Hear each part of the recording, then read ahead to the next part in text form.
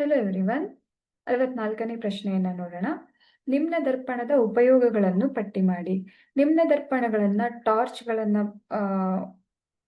ಟಾರ್ಚ್ಗಳಲ್ಲಿ ಏನು ದರ್ಪಣ ಇರುತ್ತೋ ಅದು ನಿಮ್ನ ದರ್ಪಣ ಆಗಿರುತ್ತೆ. ಸರ್ಚ್ ಲೈಟ್ಗಳು, ಹಾಗೆ ವಾಹನದ ಹೆಡ್ಲೈಟ್ಗಳು, ಅಂದ್ರೆ ಅಲ್ಲಿಂದ ಉಂಟಾಗುವಂತಹ ಬೆಳಕಿನ ಕಿರಣಗಳು ಸಮಾಂತರವಾಗಿ ಚಲಿಸಬೇಕು ಅನ್ನೋ ಕಾರಣಕ್ಕಾಗಿ ಇದರಲ್ಲಿ ಎಲ್ಲ ನಿಮ್ನ ದರ್ಪಣವನ್ನ ಬಳಸ್ತಾ ಇರ್ತಾರೆ. ಹಾಗೆ ಹಲ್ಲುಗಳಲ್ಲಿ ಹುಳುಕಾದ್ರೆ ಆ ಒಂದು ಹಲ್ಲನ್ನ ನೋಡೋದಿಕ್ಕೆ ಡಾಕ್ಟರ್ಗಳು ಬಳಸುವಂತಹ ಕನ್ನಡಿ ಏನಿರತ್ತೆ ಅದು ಸಹ ನಿಮ್ನ ದರ್ಪಣದಿಂದನೇ ಮಾಡಲ್ಪಟ್ಟಿರತ್ತೆ.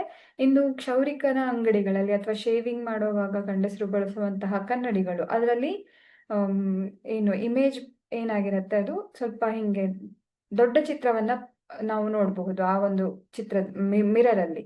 ಸೊ ಅಂತಹ ಒಂದು ದರ್ಪಣಗಳಲ್ಲಿ ಬಳಸೋದೆಲ್ಲ ನಿಮ್ನ ದರ್ಪಣ ಆಗಿರತ್ತೆ. ಇನ್ನು ಸೂರ್ಯನ ಕಿರಣಗಳನ್ನ ಸೌರ ಒಲೆಯಲ್ಲಿ ಕೇಂದ್ರೀಕರಿಸೋದ್ರಲ್ಲೂ ಸಹ ನಿಮ್ನ ದರ್ಪಣವನ್ನ ಬಳಸ್ತಾರೆ.